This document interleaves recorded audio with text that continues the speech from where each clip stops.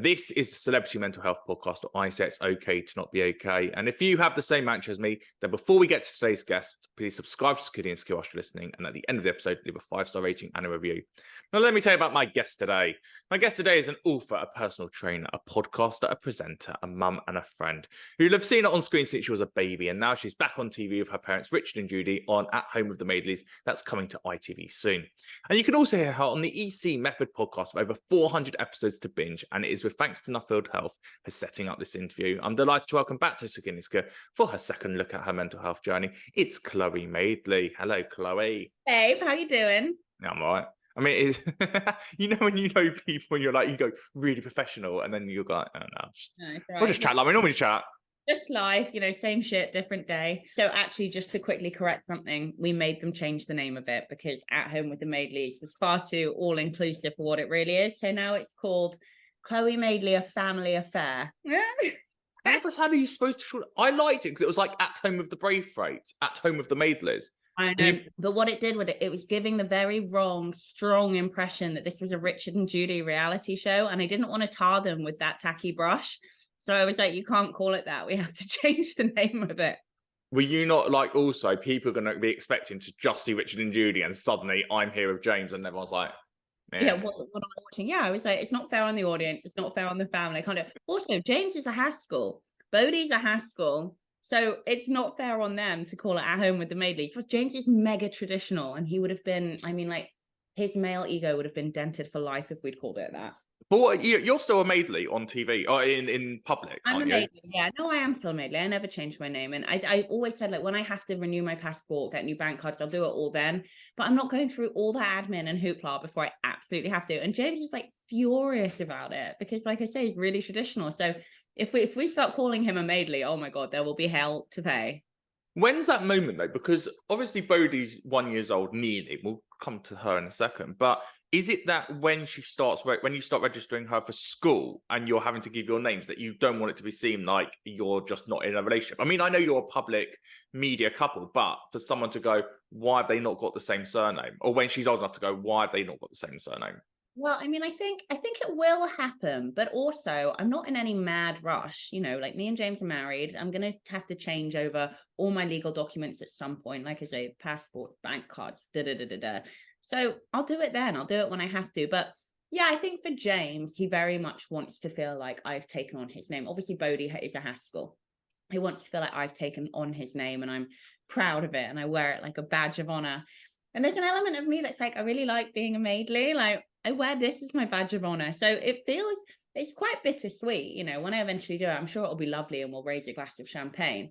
There's also like quite an element of sadness to it because I've always been a Madeley. I'm my parents' daughter, and I think that'll be quite strange. Well, because we still think of you as Richard and Judy with Jack and Chloe. Yeah. Richard, Judy, Jack and Chloe. You can't go out of that. Not anymore. This is like an older generation thing. Like no younger generations know who my parents are. Do you think? I do think. Maybe my daddy still does a bit of GMB, but I don't think any like 18-year-olds are watching GMB really. I wonder, it's a very good question because traditionally you would think that you're used to your parents just putting on the TV and it would either be BBC One or ITV, and most people would put on ITV to begin their day. So I wonder how many 18-year-olds, when they have got a TV in their room, just shove it on just so it's something in the background whilst they're getting ready, because they're not listening to the radio and they're not going to be on YouTube watching vlogs when they're getting ready for school or ready for university or whatnot. Very true. Maybe they do. And I love watching Dickie on GMB. It makes my morning very shiny. How is that for you though? Because obviously it's that role, not that role reversal, but it's that full circle of, he was obviously on TV when you were growing up and you were very, very young, Chloe, and he was doing more magazine stuff. But now he's a hard-hitting journalist. How have you found that change to him for when you're waking up in the morning going, my dad's going to tell me what's going on today? Yeah. I love it. I remember growing up with This Morning and like having sick days on the sofa, and they were so sweet. Every time the show would start, they'd be like, we're just going to start the show by saying, hi, Chloe, we hope you're feeling better. And then and I always felt like I was like, they were there with me. And I was so, This Morning that's what made it so special. It was such a family show. It was so all inclusive. And I think that's why so many people and women, especially, and mothers at home, especially, really connected to it.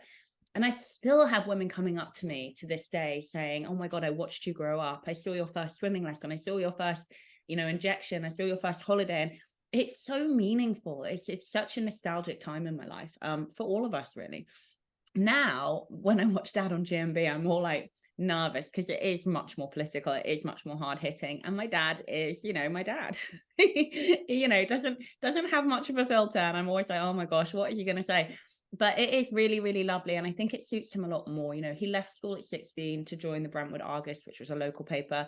I think he's one of the youngest ever local newspaper editors in the UK on record.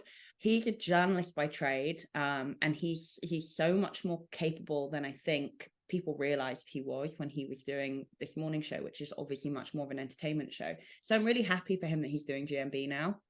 How do you find it, though, that there are so many news articles every day and memes, and he's going viral with his Alan Partridgeisms of that's my dad, and also I know he's being serious and I know you're laughing kind of with him, but it also sometimes feels that you're laughing at him, and that is still my dad. I've still got that protectiveness of Private Richard, not the Steve Coogan character you see on TV. Yeah, I think, you know what, when Steve Coogan's done loads of interviews about the Alan Partridge character, and they said, who did you base it on? And he said, I based it on like a myriad of presenters from the 1980s. And I think that included Tony Wilson, who is a legend in Manchester, and I have nothing but the utmost respect for, and I'm still friends with his children now. I think it included my dad. I think it involved Nick of Claire. Was it Claire and Nick? I can't really remember. They did Good Morning, not This Morning. It was the rival for a while. It was a lot of people that he based it on, and it makes total sense. And my dad, like I say, he doesn't really have a filter. He says what he thinks. He says what comes into his head. So it makes sense that people would say that. But yeah, I do sometimes feel a bit like, you guys do understand, he's the most informed man I've ever met.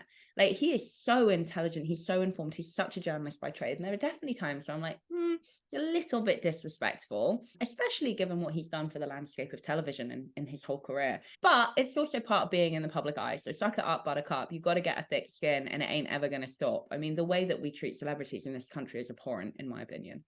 But what do you think, though? Because there's articles like, for example, today, right? I Googled your dad just before we did this, and I'm a body language expert. Susanna Reid is embarrassed and ashamed over Richard Madeley's Alan Partridge moments. And yeah, it's kind of gimmicky and it's kind of funny and it's kind of clickbait. But you, as the daughter, seeing that about your dad, how do you process that? I know, like you said, he is in the public eye and that's what happens. And it's not bad scrutiny like a lot of other journalists, obviously, we both know get. But still, that is your dad that they're being spoken about. Yeah, I mean, I actually just think that's right now, and the landscape of television, especially daytime television, it's really high geared, I think, after the whole Phil and Holly fiasco, to pitting presenters against each other. And they're doing it now with Alison Hammond and Dermot O'Leary. They've been doing it with my dad and Susanna Reid for ages. They did it with Piers and Susanna. It's a story. It's clickbaity. People enjoy it. That's one of the things I really expect and accept about what they do. But Dad and Susanna are really good friends. In fact, they sent me a selfie the other day and they were like, how's Ibiza? Here we are. Where are you? And we were like messaging back and forth. So it's just utter nonsense. But hey, we know the tabloids, and that's their favorite storyline, nonsense. No, their favourite storylines. You'll never guess what this person that's like 30 years later. Here's Chloe as a baby of Dr. Chris Steele. You'll never guess what she looks like now. Dr. Chris Steele, wow, throwback. Is he still on this morning? I think he's probably one of the only people who are still on this morning, the way it's going at the moment. I love that man. Well, you owe him a lot, that man. I owe him my healthcare, guys. It was free, and I got TV exposure for it. I was doing brand deals before I even knew what a brand deal and an influencer was. Oh, I'm so privileged. No wonder everyone absolutely hates me. I didn't pay for any of my injections. They were all on television, okay? Do you reckon people...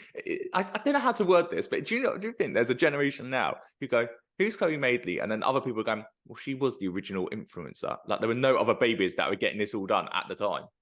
I've been taking selfies since I was 2. Don't you love how many annoying female celebrities are like, I coined the selfie, like I invented the selfie? It's like, no, you didn't. We used to take Kodak cameras when we were 12 and turn them around and take a photo. Like, shut up. Yeah, no, I don't think anyone, I think now, like the younger generations, the only people who know who I am are the people that are into health and fitness. But I think the older generations will always just see me as Richard and Judy's daughter, and I'm fine with that because I am mega proud of my parents. Yeah, you make her proud, but you've also achieved so much on your own. If you think about the types of books that you've been bringing out over the past, 5, 6 years, with recipes, with your fitness, your podcast, you've got over 400 episodes. Obviously, Couples Quarantine, my favorite, that had about 20 episodes, and you still need to bring it back. We're bringing it back. It's going to be called Let's Be Honest. And James and I are bringing it back. It's called Let's Be Honest because obviously we're not in quarantine anymore, so it makes sense. But do you know how many couples started their own couples podcast after they came on our show as our guests? And we're like, God damn it. God damn it. You're all doing way better than us. Why did we stop? We should have carried it on. Well, you were the OG, because I listened to Abby Clancy and Peter Crouch. I listened to Jamie and Sophie Lang. I think those are the only. Oh, and Spencer and Vogue. Yeah. They've got nothing on you two. They don't know how to be honest. They don't know how to be overtly sexual like you both did. So overtly sexual and overly honest. It's really uncomfortable to listen to, but that's what makes it gold. Well, I remember I messaged Emma Sale after she was on it with you, and I went, "This is amazing. This is life breaking. I didn't realize what a kitten party is." Yeah, what, Killing Kittens? I mean, Emma Sale is such a great podcast guest because she has so many stories, but she doesn't drop anyone in it. I'm really hoping one day she'll write a great book. But I love how like they were talking about sex parties, and James was like, "We can neither confirm nor deny which story is about me." And it was like every fucking story she's just about a big beefy rugby player who won't be named. I wonder who she's talking about. Saying out loud. But it was great. It was really great because it was so honest. And I think that a lot of couples need that. They need to feel like they're not, I don't know, strange, like quote unquote, not quote, like hashtag couple goals. It's not a thing. James and I like argue more than any couple we know, but we're also really happy and like, and have a baby and work really hard, and that's okay. Like it's okay. And I think a lot of couples feel like, I don't know, there's something wrong with them if they're not smiling and happy and in love and posting an Instagram selfie every day. Well, let's talk about that. How are you going to translate that into a new podcast now? Oh, you know what? We had to do press for it the other day. James was like kicking me under the table because the woman was like, "Oh, what's going to be different between Let's Be Honest and Couples Quarantine?" And I was like, "I'll be totally honest with you. It's the same show with a different name." And James was like, "No, that's not how you promote a show." But honestly, it's going to be the same as it was. We're going to talk about our arguments. We're going to talk about our shortcomings as individuals and as a couple. And we do get very, very honest in a way that I think a lot of couples would probably be really uncomfortable doing in front of a microphone. And I know it sounds silly, but I think that's important. And people go, "Oh, everyone thinks everything's important now." But I do, like, I've struggled in relationships with people to know, like, what's normal, where are the boundaries, where's not, like, where is it okay to draw a line and say, no, you can't cross that. And I think that it was a great show for that. And plus, because of all the guests we had on, we broaden it out. It's not just James and I. There's more context and there's more comparison there. It's going to be really hard because like the kind of the narrative voice of the show, and it is quite intense. And we have had arguments like while we're recording it before.